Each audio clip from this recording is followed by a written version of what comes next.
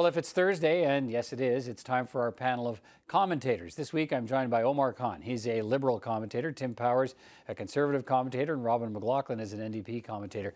Good to see you all, gentlemen. Thanks for being here.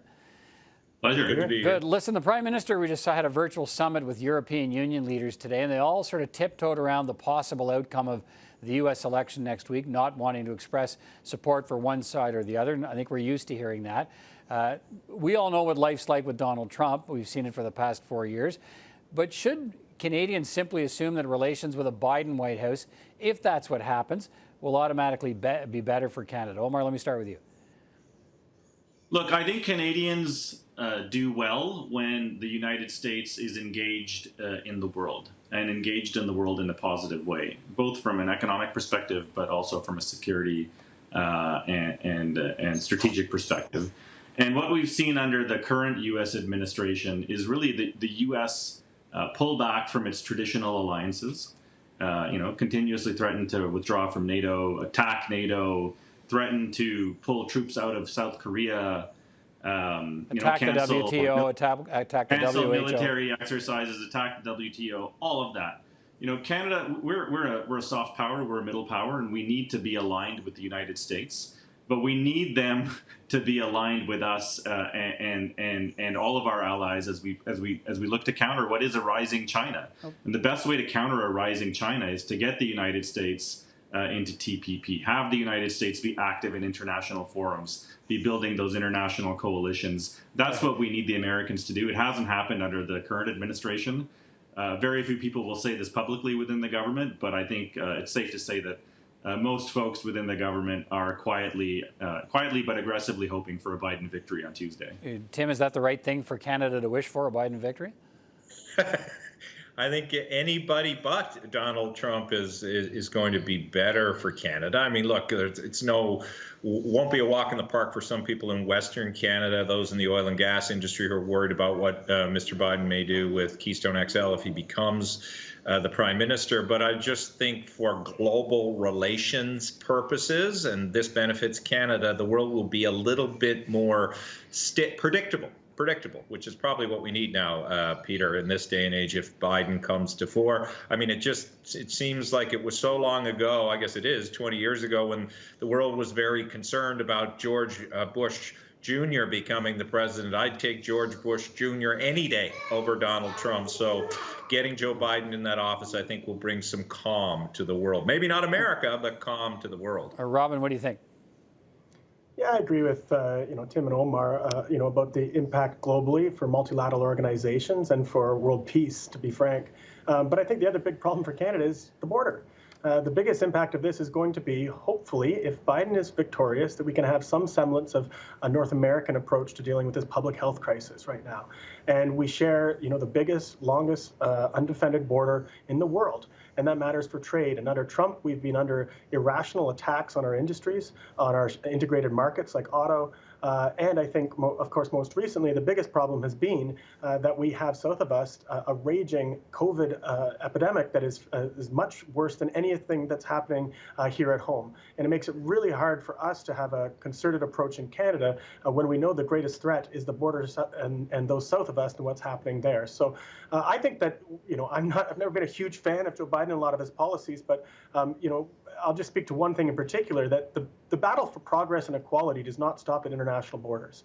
And the fight that Donald Trump has raged against women, against people of color, against minorities, has been one of the greatest setbacks, I think, for the democratic world. And there's hope that with a Biden presidency that, yes, we've lost a lot of ground in the Supreme Court in the U.S., that we can again hopefully take up a multilateral approach to progress and advancing equality. Omar, let's talk. We're talking about the pandemic here, and in part, and the response to it. Let's talk about Chrystia Freeland, pandemic spending. Heard from her yesterday a clear pledge to keep spending, but not a whole lot about the longer-term plan yet for easing spending, or even where any new spending will or should be spent, and to what end, to what end that spending would be used. It's all just about getting through another phase of the pandemic, and a phase that may be worse. Should we have a better idea of how the government's plan for the economy and the recovery going forward is what it's going to be beyond just more money for the crisis? Yeah, I think it'll come in the fall economic update.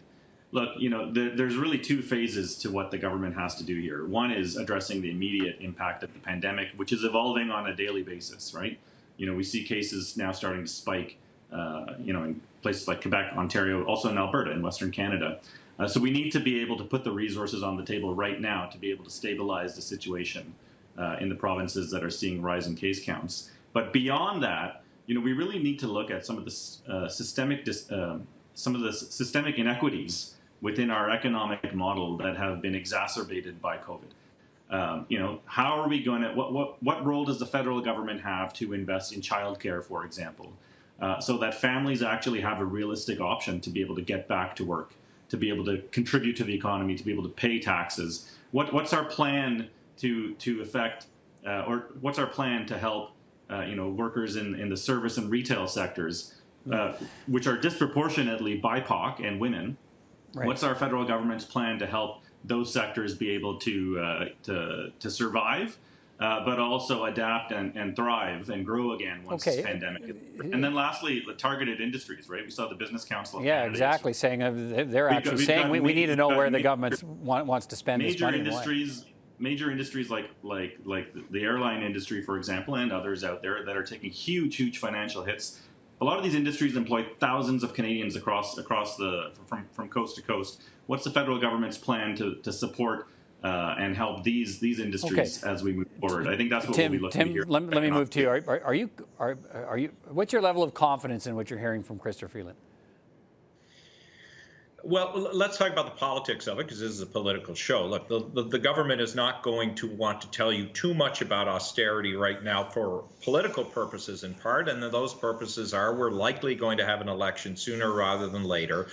They don't want to go to the electorate talking about austerity. They want to go to the electorate telling them what they've done for them, reminding them they've given them checks and they've given them benefits, not to suggest that this emergency spending wasn't necessary. So I don't think we're going to hear too much about the fiscal anchor until we're well into an election or even past an election, if that's the case. The policy side of it, I do agree with Omar. They're struggling with the emergency spending continuing. We all thought we might be into recovery spending now. That isn't happening.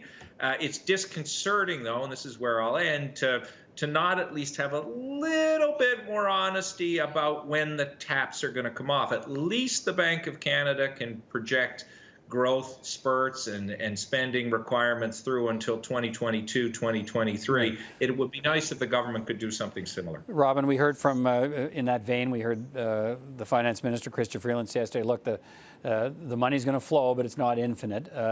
Do we need to hear more? Yeah, so I'd like to bridge Omar and Tim's comments, because I think a lot of what Omar touched on is really important in terms of implementing the throne speech ideas about help protecting the most vulnerable, and also bringing in structural reforms to our social safety net around things like childcare. Finally, we have business and childcare advocates agreeing that this is a core function for our economy, as well as for women who predominantly bear that responsibility. But there's also pharmacare, and these are things that for Minister Freeland, what she has to reconcile is, yes, they're spending everything that's needed, to quote the government, to ensure that they can protect Canadians and businesses as they face lockdowns and other financial burdens. But if we are going to take on those structural fiscal changes, which come from pharmacare and childcare, how much room do we have to do that? Because it's one thing to spend in the immediate term, because that's not a structural change to our fiscal balance sheet. That's just temporary, acute kind of spending on the crisis. But what's going to be left from a structural standpoint? And I think the minister does have to provide some kind of fiscal assurance that the promises the Liberals have made on pharmacare and childcare are going to be fiscally doable. Because right now, that's not easy to determine when all we're seeing is the taps on for the immediate crisis. All right, gentlemen, it's been great to talk to all of you this evening. Appreciate your time joining us, and we'll talk again soon. Take care, all of you. Thanks. Forward to it. Thank you.